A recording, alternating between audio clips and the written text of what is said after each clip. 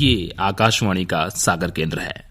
Frequency modulation 102.6 megahertz पे। आइए सुनते हैं भेंट वार्ता। इस भेंट वार्ता में सागर स्मार्ट सिटी लिमिटेड के मुख्य कार्यपालन अधिकारी राहुल सिंह राजपूत से बातचीत कर रहे हैं दीपक निषाद, और बातचीत का विषय है कोविड-19 के रोकथाम में सागर स्मार्ट सिटी कार्यालय की भूमिका। तो आइए सुनते हैं ये बातचीत। नमस्कार श्रोताओं, स्वागत करते हैं आपका इस भेंट वार्ता में। मैं हूं आज आपके साथ दीपक निषाद, और आज बहुत महत्वपूर्ण विषय पर बात करने के लिए हमने आज अपने स्टूडियोज में आमंत्रित किया है राहुल सिंह राजपूत साहब को। आप स्मार्ट सिटी लिमिटेड सागर के मुख्य कार्यपालन अधिकारी हैं। आपका बहुत बहुत स्वागत करते हैं अपने स्टूडियो में हम। धन्यवाद। श्रोताओं, हम बता दें कि कोरोना के खिलाफ लड़ाई बहुत समन्वित और बहुत संतुलित तरीके से लड़ी जा रही है, और ये लड़ाई न सिर्फ जमीन पर लड़ी जा रही है बल्कि इसके नियंत्रण और रोकथाम के लिए Sagar smart city limited control room की बहुत उल्लेखनीय भूमिका है। और कंट्रोल रूम कोविड-19 की रोकथाम में किसी वार रूम से कम नहीं काम कर रहा है। इन सब मुद्दों पर बात करने के लिए और अधिक जानकारी देने के लिए राहुल सिंह राजपूत साहब हमारे बीच हैं। हम चर्चा की शुरुआत करते हैं, और सबसे पहले आपसे ये जानना चाहेंगे कि तमाम अमले जिला प्रशासन के नेतृत्व में काम कर रहे हैं, लगे हुए हैं, और पूरा ये प्रयास हो रहा है कि इस बीमारी को रोका जाए, इसका नियंत्रण किया जाए। इसमें तकनीकी हस्तक्षेप, टेक्नोलॉजिकल इंटरवेंशन बहुत महत्वपूर्ण है, और सागर स्मार्ट सिटी की भूमिका इसमें बहुत महत्वपूर्ण है। तो आपसे हम जानना चाहेंगे कि सागर स्मार्ट सिटी लिमिटेड कोरोना के नियंत्रण और रोकथाम के लिए किस तरीके से अपनी एक भूमिका का निर्वहन कर रही है। इसमें हम कई डायमेंशंस में एक साथ काम कर रहे हैं। जब हमारा 22 मार्च 25 मार्च से जब हमारा लॉकडाउन शुरू हुआ और हम लोगों ने जब इस पे काम करना शुरू किया, तो सबसे इनिशियली तो हमने जो किया कि एक कंट्रोल रूम बनाया जाए, और कंट्रोल रूम हमारे इंटीग्रेटेड कंट्रोल कमांड सेंटर, अभी हमारा जो 9 फरवरी में माननीय मुख्यमंत्री जी ने उद्घाटन किया था, उससे बेहतर कुछ नहीं हो सकता था। तो कलेक्टर मैडम के निर्देशानुसार फिर हमने अपना कंट्रोल रूम स्थापित किया। उसका एक नंबर निश्चित किया 242831, जो कि सभी में हमने, चाहे सोशल मीडिया हो, प्रिंट मीडिया हो, सभी में प्रचारित किया। तो सारी हमारे पास इन्फॉर्मेशन, चाहे राशन से रिलेटेड, चाहे कोई इलाज से रिलेटेड, या कोई भी किसी के आने जाने की कोई खबर देना चाहता है, उससे संबंधित कोई भी जानकारी हमारे पास आने लगी। ऐसे लगभग हमारे पास 15 से 20 हजार कॉल्स आए, जिस पे हम लोगों ने काम किया। और फिर हमने जो जिला प्रशासन के द्वारा आरआरटी दल गठित किए गए थे, ऐसे लगभग 18 से 20 रैपिड रिस्पांस टीम गठित की गई। उनको हमने जीपीएस के माध्यम से इंटीग्रेट किया। इंटीग्रेटेड कंट्रोल कमांड सेंटर से जो भी कोई इन्फॉर्मेशन आती है कि कोई अस्वस्थ है, तो उधर हमने उसको भेजा। राजपूत साहब, आपसे हम जानना चाहेंगे, आपने हेल्पलाइन नंबर की बात की कि कंट्रोल रूम में ये स्थापित किया गया है, तो ये हेल्पलाइन नंबर जो कि 24/7 24 घंटे काम कर रहा है, ये कैसे काम कर रहा है, और कौन कौन सी टीम इसमें लगी होती है, किस किस तरह की शिकायतें या समस्याएं यहाँ पे दर्ज करवाई जाती हैं, और कैसे आप रिस्पांस देते हैं, आपकी प्रतिक्रिया क्या होती है उसमें? एक तो जैसे ही कोई फोन आता है, तो हमारे ऑपरेटर्स की ये पहली जिम्मेदारी है कि भाई वो कहना क्या चाहता है। तो इसमें 3-4 प्रकार की हमारे पास इन्फॉर्मेशंस आई। एक तो ये कि हमारा स्वास्थ्य ठीक नहीं है, कुछ तबीयत ठीक नहीं है, या हम इलाज कराना चाहते हैं, सर्दी खांसी है। तो उसमें हमने क्या किया कि वीडियो कॉलिंग हो सकती थी, वीडियो कॉलिंग। तो हमारे जो हमने वहाँ पे डॉक्टर्स की ड्यूटी लगाई, तो ऐसे नंबर्स को हमने शॉर्ट लिस्ट किया, और फिर वैसे लोगों से वीडियो कॉलिंग के माध्यम से टेलीमेडिसिन का काम किया, जिसमें डॉक्टर उनको डायरेक्टली देख सकें और जो मरीज है वो डायरेक्टली बात कर सकें। दूसरा वो श्रेणी है कि कोई किसी दूसरे की इन्फॉर्मेशन देना चाहता है कि वो आउट ऑफ स्टेशन दूसरे शहर से आए हैं, तो उसको हमने आरआरटी जो होती हैं रैपिड रिस्पांस टीम, उनको भेजकर उनको होम क्वारंटाइन कराया, या यदि वो ऐसे लग रहे हैं, सिम्टम्स दिख रहे हैं, तो उनको हम आरआरटी टीम उनको लेके आती है और उनका सैंपलिंग हमारे बीएमसी में की जाती है। यानी कि एक ही छत के नीचे ये दोनों व्यवस्थाएं चल रही हैं। एक तो हेल्पलाइन की आपने बात की कि हेल्पलाइन के माध्यम से आप किसी भी तरह की समस्याएं बता सकते हैं, और क्वारंटाइन इत्यादि की जो व्यवस्था करनी होती है वो मुहैया कराई जाती है। साथ ही साथ कोई बीमार यदि संपर्क करता है, उसे किसी प्रकार की कोई स्वास्थ्य संबंधी समस्याएं हैं, तो टेलीमेडिसिन की सुविधा उसको उपलब्ध करवाई जाती है। दोनों के नंबर क्या एक ही हैं, हेल्पलाइन नंबर और टेलीमेडिसिन के? उसका 07582 तो अपना कोड नंबर हो गया, दोनों का सेम है।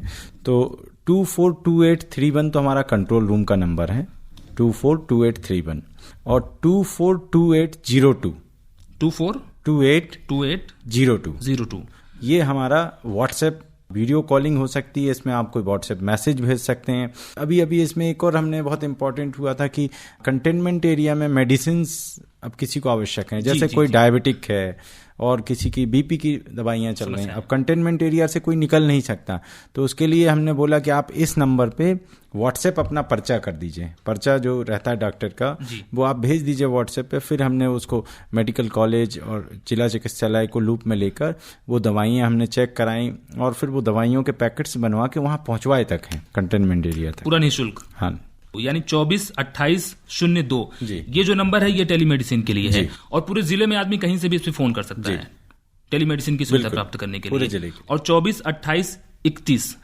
ये नंबर हेल्पलाइन नंबर है जिसमें आप टेलीमेडिसिन के अलावा बाकी जो सुविधाएं हैं वो आप ले सकते हैं यहाँ से, कोई भी बात कह सकते हैं आप इसमें। बहुत महत्वपूर्ण जानकारी आपने दी राहुल सिंह राजपूत साहब।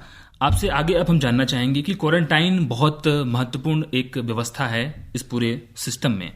क्वारंटाइन में भी क्वारंटाइन को करने में, उसका फॉलोअप करने में, उसकी निगरानी करने में और किस तरीके से इस पूरी व्यवस्था का सही तरीके से व्यक्तियों द्वारा पालन किया जा रहा है या नहीं किया जा रहा है, इसकी निगरानी भी की जा रही है। तो ये पूरी निगरानी की व्यवस्था कैसे स्मार्ट सिटी अपने लेवल पे कंट्रोल कर रहा है? दीपक जी, आपने बहुत इंपॉर्टेंट बात कही है और ये बहुत आवश्यक है जी। इसमें जो हमारा कोरोना से लड़ाई है उसमें सबसे इम्पोर्टेंट जो बात आई है निकल के वो है होम आइसोलेशन, क्वारंटाइन। तो क्वारंटाइन हमारे जिले में, पूरे सागर शहर में, जिले में इतना बेहतरीन तरीके से संपादित हुआ है। इसमें हमारे आरआरटी ने जैसे ही उसको क्वारंटाइन का उसका पर्चा उसके घर के सामने लगाया, उसके तत्काल बाद हमारे पास ऐसे दल हैं जो कि जिसमें एक सब इंस्पेक्टर है, एक आरआई है, वो उनको जाके समझाइश देते हैं कि भाई आपको घर से नहीं निकलना है। फिर दूसरा हमने इसमें क्या किया कि एक इंटू ट्रैक मध्य प्रदेश शासन का पोर्टल है, उसमें हमने मोबाइल नंबर्स भेजे, तो उससे हमारे जो भी घर से बाहर निकल रहे हैं उनको हमने समझाइश दी, उनकी डिटेल्स हमारे पास आ जाती हैं। कोई यदि घर से निकलता है तो उसका हमारे पास डेटा आ जाता है। तो किसी ने अपने ब्रीच किया तो ब्रीच का डेटा आता है, तो उससे हम जो है उनको पकड़ सकते हैं कि भाई आपने घर से बाहर निकले। तो या तो फ़ोन की समझाइश से, कोई शॉर्ट ब्रीच करता है तो उसको फ़ोन से समझा दी, किसी ने लॉन्ग ब्रीच की तो हमने कुछ पुलिस बल बना रखा है कि जो उनको जाके समझाइश देते हैं। उसके बाद भी कोई नहीं समझता है तो फिर ऐसे हमने कई लोगों के एफआईआर भी कराई है। जी, एफआईआर भी दर्ज किए जा रहे हैं, कठोरतम कदम भी उठाए जा रहे हैं। इसमें राहुल सिंह राजपूत साहब, आपसे अब हम ये समझना चाहेंगे, आपने ब्रीचिंग की बात की, आम श्रोताओं की जानकारी और समझ के लिए आप थोड़ा समझाइए कि ब्रीच करना क्या है और लॉन्ग ब्रीच और शॉर्ट ब्रीच ये क्या है? ब्रीच करना ये है कि जैसे कि आपको होम क्वारंटाइन किया गया तो आप अपने घर से उस क्वारंटाइन टाइम के 14 दिन पूरे नहीं होने के पहले ही आप मार्केट चले गए, कहीं चले गए, तो हमको ये जानकारी लग जाती है आप गए कि हम डिजिटली हम लोग इतने इक्विप्ड हैं, इतने हमारे पास डेटा है कि हमको ये पता चल जाता है कि आप बाहर निकले हैं, तो उससे हम पकड़ लेते हैं। और ये जितनी मजबूती से, ताकीद से हम उसको वो ठीक कर पाएंगे, उतना हमारा सागर सुरक्षित रहेगा। जी, यानी क्वारंटाइन में रह रहे किसी भी व्यक्ति को इस मुगालते में रहने की जरूरत नहीं है कि उसकी मॉनिटरिंग नहीं हो सकती है या फिर वो निगरानी में नहीं है।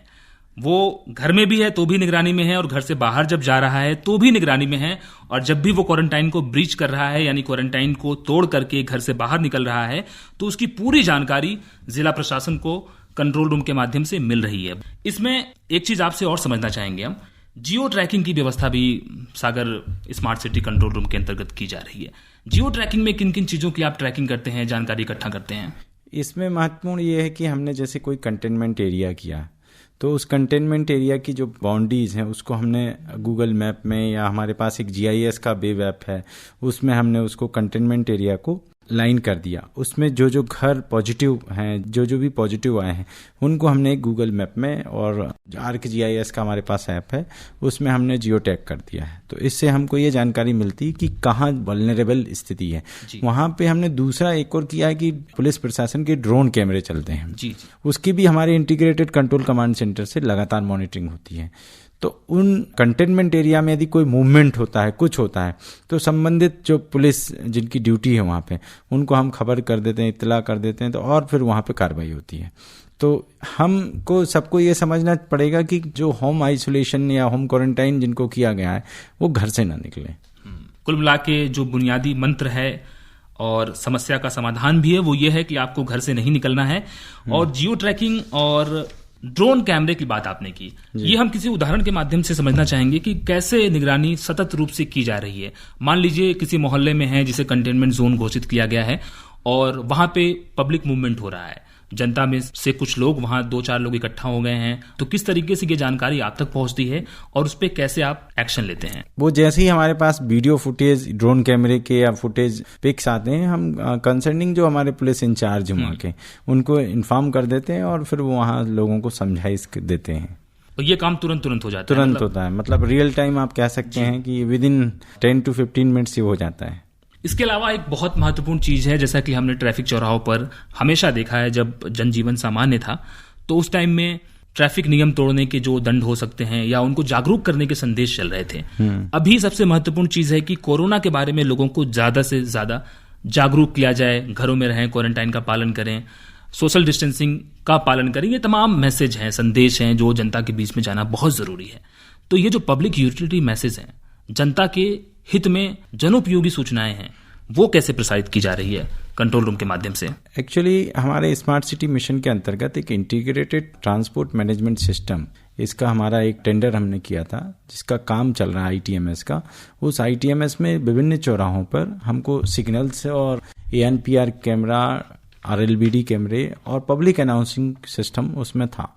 तो हमने अभी 2 चौराहों पे ये इम्प्लीमेंट कर दिया है। कालीचरण चौराहा जो वाणिज्यिक कार्यालय के सामने है और एक सिविल लाइन चौराहा। सिविल लाइन चौराहा बहुत ही महत्वपूर्ण है अपने शहर के लिए, तो वहाँ हमने पब्लिक अनाउंसिंग सिस्टम के माध्यम से लोगों को ये अवेयर करने की कोशिश की है कि हाथ धोना चाहिए साबुन से और कोरोना से हमें कैसे लड़ना है, क्वारंटाइन लोगों को घर से बाहर नहीं निकलना चाहिए। ये लगातार जो भी सिविल लाइन चौराहा से गुजरता है उसको ये इन्फॉर्मेशन हम दे रहे हैं।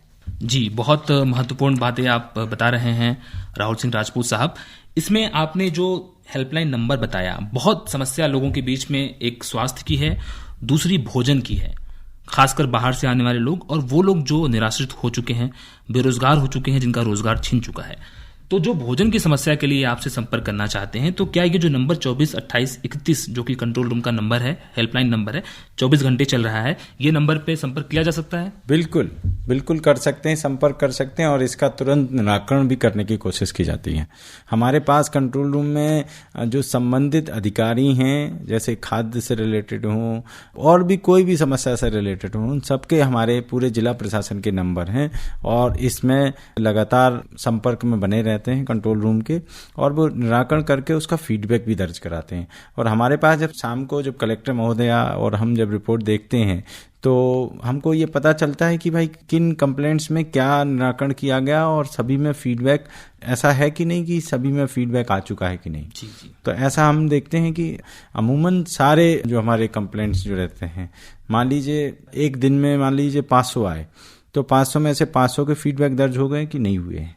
सतत रूप से निगरानी करने के साथ साथ फीडबैक भी लिया जाता है ताकि डिस्पोजल सही तरीके से हो रहा है कि नहीं हो रहा है, क्रियान्वयन सही तरीके से हो रहा है, ये सुनिश्चित किया जा सके। बहुत महत्वपूर्ण बात है राजपूत साहब, आपसे हम ये भी जानना चाहेंगे कि जनता तक सही सूचनाएं पहुंचे, क्योंकि कोरोना का दौर चल रहा है, लोग अपने अपने तरीके से अफवाहों को भी हवा दे रहे हैं। अफवाहों का बाजार भी बहुत गर्म हो जाता है कई बार कि इतने सारे मामले बढ़ गए हैं, ऐसा हो गया वैसा हो गया। तो सही सूचनाएं जनता के बीच में जाएं, इसके लिए मेडिकल बुलेटिन वगैरह या फिर नियमित तौर पे कुछ बुलेटिन जारी किया जाता है स्मार्ट सिटी के डाटा के आधार पे? हाँ, हमारे यहाँ कंट्रोल एंड कमांड सेंटर में एक अलग से हमारा मीडिया बुलेटिन एक हमने बना रखा है सेल, और उस बुलेटिन को प्रति दिवस जारी किया जाता है। उसमें सारी जानकारी होती है कि कितने हमारे पास कॉल्स आए, कितने का निराकरण हुआ, कितने हमारे शहर में पॉजिटिव हैं, कितने अभी एक्टिव केसेस हैं, कितने लोगों को खाने की समस्या सुलझाई गई, ये सारी चीज़ें उस मीडिया बुलेटिन में रहती हैं। जी, आपने बातचीत के दरमियान RRT और कोरोना फ्लाइंग स्क्वाड का जिक्र किया, ये क्या चीज है और ये किस तरीके से काम करती है?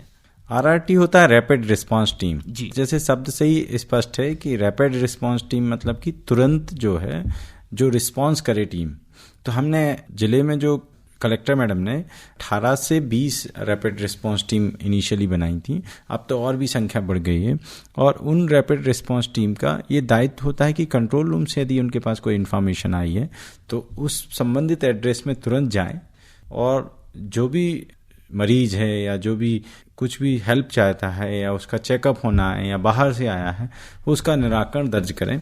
यदि वो उसको होम आइसोलेशन करना है, होम क्वारंटाइन करना है या चेकअप की और आवश्यकता है, वो सब चीज़ें RRT का काम है। और कोरोना फ्लाइंग स्क्वाड का क्या काम है? कोरोना फ्लाइंग स्क्वाड का ये काम है कि RRT ने जिसको क्वारंटाइन किया है, उन क्वारंटाइन लोगों को ये समझाइश देना कि आप जो है घर से नहीं निकलेंगे, होम क्वारंटाइन है आपको 14 दिन तक इन नियमों का पालन करना है और घर से नहीं निकलना है।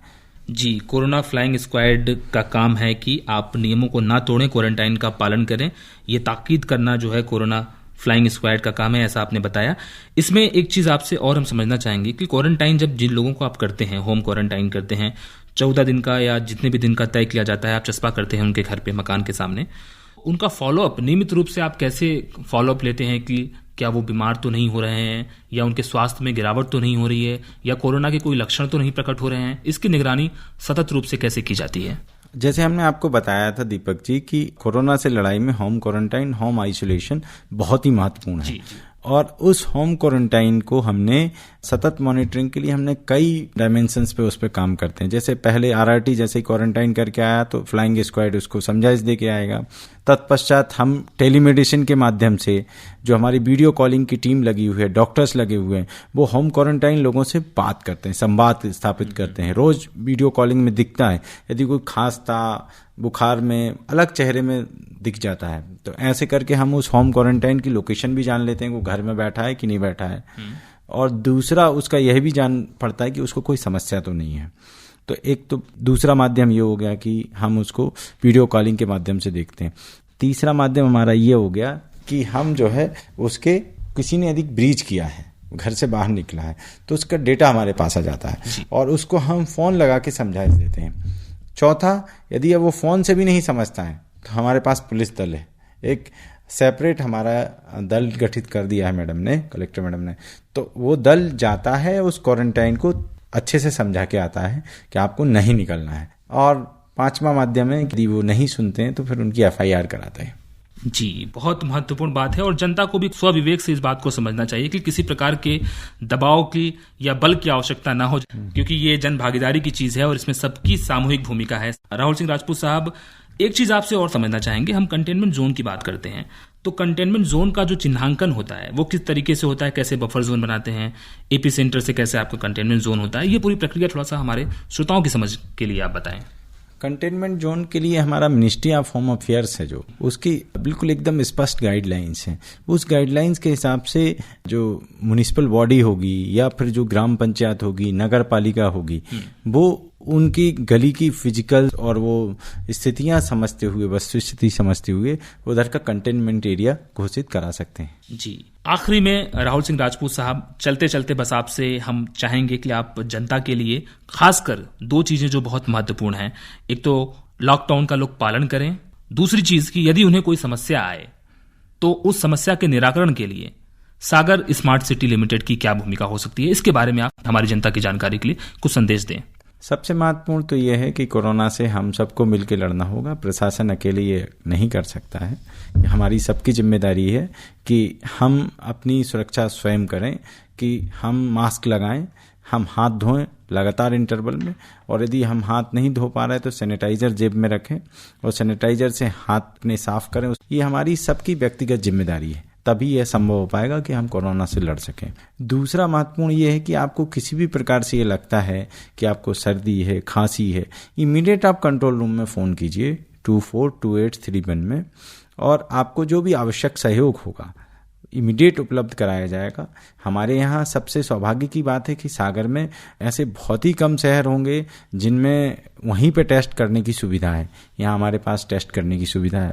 कंट्रोल रूम में अपनी जानकारी दें और कोई भी आवश्यकता होगी वो हम तुरंत उपलब्ध कराएंगे।